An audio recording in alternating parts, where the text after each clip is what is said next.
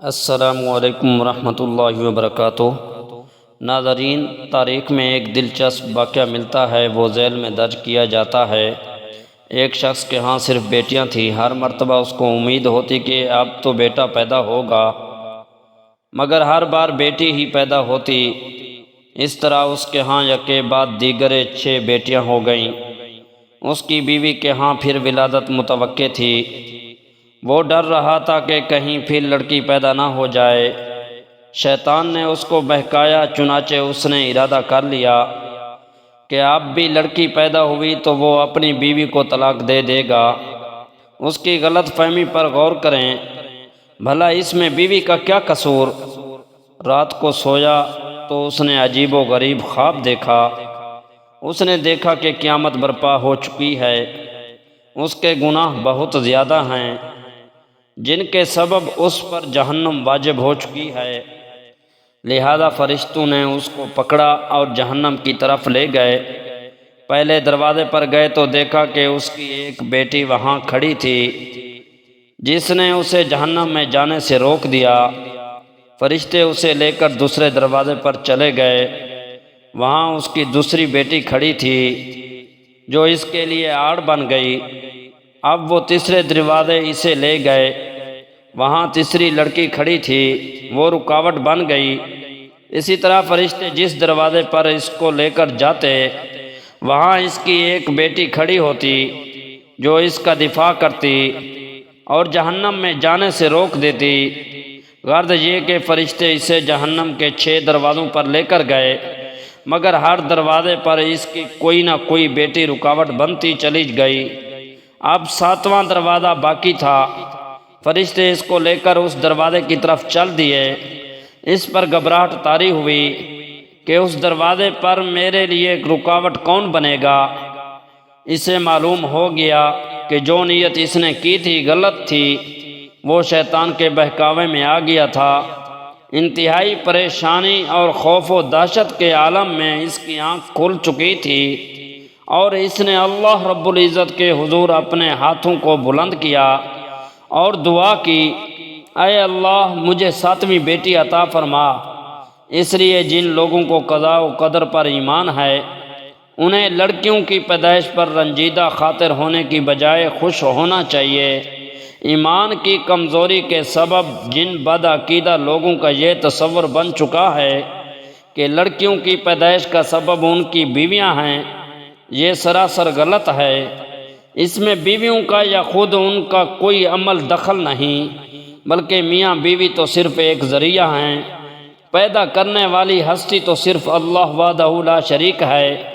وہی جس کو چاہتا ہے لڑکا دیتا ہے، جس کو چاہتا ہے لڑکی دیتا ہے، جس کو چاہتا ہے لڑکے اور لڑکیاں ملا کر دیتا ہے، اور جس کو چاہتا ہے بانجھ بنا دیتا ہے۔ ایسی صورت میں ہر مسلمان پر واجب ہے کہ اللہ کی قضاء و قدر پر راضی ہو۔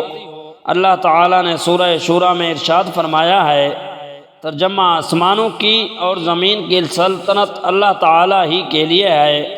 وہ جانتا ہے پیدا کرتا ہے، وہ چاہتا ہے پیدا کرتا ہے، جس کو چاہتا ہے بیٹیاں دیتا ہے اور جسے چاہتا ہے بیٹے دیتا ہے، یا پھر لڑکے اور لڑکیاں ملا جلا کر دیتا ہے، اور جسے چاہتا ہے بانجھ کر دیتا ہے۔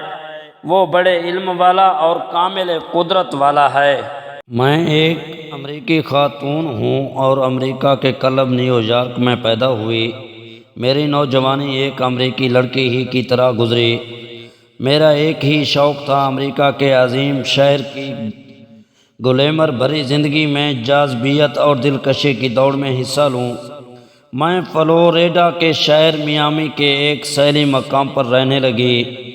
پھر سال گزرنے لگے اور میرے اندر اطمینان اور سکون بجائے بڑھتے کے کم ہوتا گیا۔ میرے نسوانی کشش جس قدر بڑھتی جاتی اور جتنا میں بظاہر کامیابوں کی منزلیں طے کرتی، میرے اندرونی خلا اور بے اعتمادی میں بھی اس قدر اضافہ ہوتا جاتا۔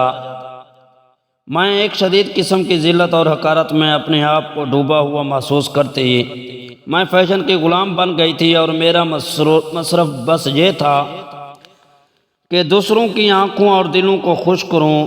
میرا معیار زندگی جتنا اونچا ہوتا میرا اعتماد اتنا ہی نیچا ہو جاتا۔ میں نے ان حقائق سے منہ چرانا چاہا مگر وہ فرار کے ہر موڑ پر مجھ کو منہ چڑھانے کے لیے موجود ہوتے۔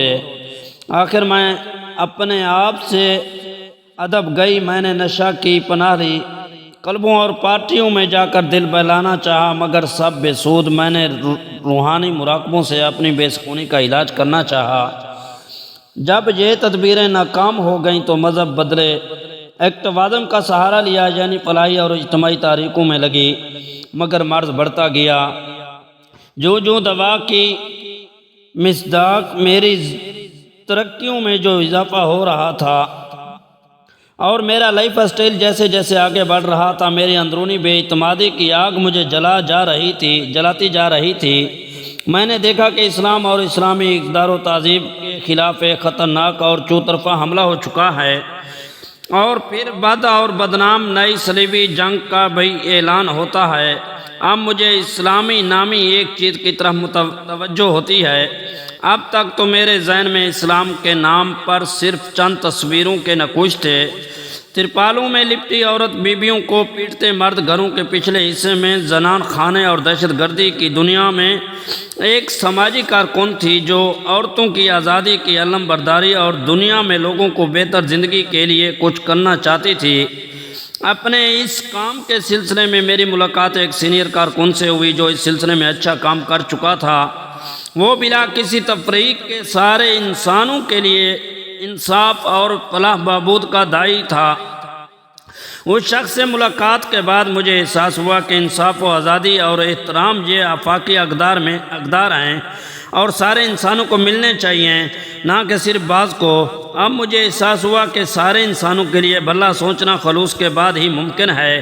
پہلے میں صرف چند کے لیے اچھا سوچتی تھی، اب میں بلا تفریق ہر قسم کے لوگوں کے حقوق کے بارے میں سوچنے لگی۔ اچانک ایک دن میرے سامنے قرآن مقدس آیا۔ مغرب نے جس کی بڑی منفی تصویر بنا رکھی ہے، پہلے تو قرآن کے اسلوب و انداز نے مجھے متوجہ کیا، پھر اس نے کائنات، انسان اور زندگی کے حقائق اور عبد و معبود کے رشتے پر جو روشنی ڈالی ہے اس نے مجھے مسحور کر دیا۔ میں نے دیکھا کہ قرآن نے اپنی بصیرت کا مخاطب براہ راست انسان اور اس کی روح کو بنایا ہے، اور وہ کسی بچولیے یا پادری کے بغیر انسان کو اللہ کا مخاطب بناتا ہے۔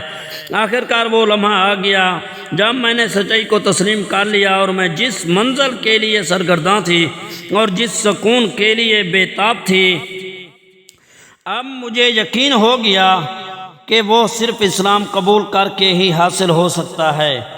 میرا داخلی بے تابیوں اور اضطراب کا علاج صرف ایمان سے ہو سکتا ہے، اور میرے مسائل کا حل مہم جوئی میں نہیں، عملی مسلم بننے میں ہے۔